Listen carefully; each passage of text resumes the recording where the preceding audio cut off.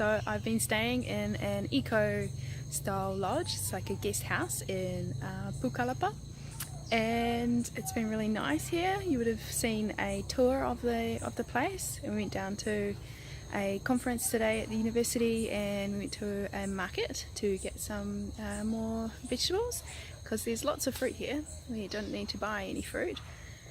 And tomorrow I leave to go into the jungle for a few weeks, so I might not be filming during then. That's okay. Sometimes having a wee break from technology and all that sort of stuff can be really good, just for your, I guess, your own mental well-being and things like that. Yeah, it's a really nice place. Elena's got a really nice house, and you know, I can leave a link to her place that I got through Airbnb in the description box down below. So if you're wanting a nice sort of getaway place in Peru, you know, that's ecologically minded and really quiet, I would recommend this place.